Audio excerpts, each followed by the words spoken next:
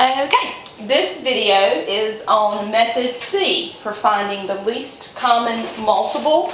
So remember in class we talked about three methods. Method A was listing. Method B is discussed in a separate video, and this is Method C.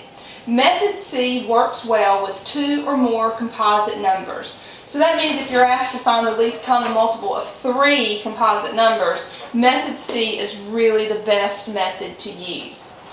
So, step one in Method C says to list the prime factorization for each number that you have been asked to find the least common multiple for. So, if you don't remember how to show prime factorization, there is a video on prime factorization. So we do use the factor tree in prime factorization. So 9 is 3 times 3. That would be written as 3 squared. 15 is 3 times 5. So 3 times 5. And 54 is 6 times 9. 6 is 2 times 3, and 9 is 3 times 3. So we have a 2 times 3 times 3 times 3. Since we have three threes, that could be written as 3 cubed. So what we have is 2 times 3 cubed. So 2 times 3 cubed. So step one is to list your prime factorization for each number that you've been asked to find the LCM for. Alright, step two says to compare all prime factorizations, and one, you're going to write each base that you see. If the base appears twice, then you just write it one time. So notice the base here, 3, I see it 3 different times. So I'm only going to write it down one time, even though I see it in 3 different places. But the rule is you only write each base down once. So if you see it more than one time, you only write it one time. So even though there's a 3, a 3, and a 3, I'm only going to write it one time. Alright, and so then I also see, so I saw 3s, I also see a 2, so 2, and I also see a 5. Okay? Next, it says for each base, compare the exponents and record the highest. So looking at my 3s, I had 3 different 3s. I have 3 to the power of 1, I have 3 to the power of 2, and 3 to the power of 3. So the base that has the highest exponent, or the highest exponent of that base, is cubed. So I'm going to have 3 cubed. Step 3 says to multiply. So you're just going to say 3 cubed times 2 times 5. And that is 270. Okay? So the least common multiple of 9, 15, and 54 is 270. Alright? Let's do another one. What is the least common multiple of 12 and 18? So again, we do our prime factorization. So 12 is 2 times 6, and 6 is 2 times 3. So that's 2 times 2 times 3. That can be written as 2 squared times 3. 18 is 2 times 9. 9 is 3 times 3. So I have 2 times 3 squared. So I see a 2 and I see a 3. So I see a 2 and I see a 3. My highest base for 2 is squared. My highest exponent for a 2 is squared. And my highest exponent for the base 3 is also squared. So now I'm going to multiply 2 squared times 3 squared. And that gives me 36. So the least common multiple of 12 and 18 is 36. Okay, now you try.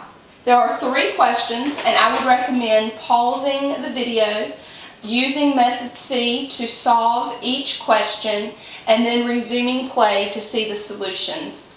Number 1, what is the least common multiple of 10 and 16?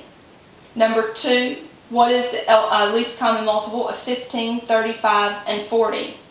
Number 3, what is the least common multiple of 6, 10, and 15? So again, I recommend pausing at this time, using the steps you just saw for this method, and find the least common multiple using Method C. When you have finished, resume play. Number 1, the LCM of 10 and 15. So I found my prime factorization of 10 and 15. 10 was 2 times 5. 15 was 3 times 5. I saw a 2, I saw a 3, and I saw a 5. So I wrote down here 2 times 3 times 5. Now notice I have another 5, but the rule says you only write down the bases that you see one time. So if we see that base more than once, in this instance I see the 5 2 times, I'm only going to write the 5 down once. So I say 2 times 3 times 5, and that is 30. So the least common multiple of 10 and 15 is 30. Question number 2. The least common multiple of 15, 35, and 40. So again, I'm going to use my factor tree to determine my prime factorization. 15 was 3 times 5, 35 was 5 times 7, and 40 was 2 times 2 times 2 times 5. So I come down here and I list my prime factorization. 15 was 3 times 5, 35 was 5 times 7, and 40 was 2 cubed times 5. I write down each base that I see just one time. So even though I have 1, 2, 3 different 5s, I'm only going to write it down one time. Okay? So I have my 2 cubed, because the cubed is the highest exponent for my base of 2. I have 3, 5, and 7. So then I do the math. 2 cubed times 3 times 5 times 7 is 840. So the least common multiple of 15, 35, and 40 is 840. Question number 3, the least common multiple of 6, 10, and 15. Again, I'm going to list my prime factorization for 6, 10, and 15. 6 was 2 times 3, 10 was 2 times 5, and 15 was 3 times 5. I compare my bases and I write down each base that I see only one time. I'm going to write down 1, 2. Even though it's 2 different places, we only write the base down one time. I'm going to write down my 3 and 1, 5. So 2 times 3 times 5, and that is 30. So the least common multiple of 6, 10, and 15 is 30. This has been a summary of Method C for finding the least common multiple.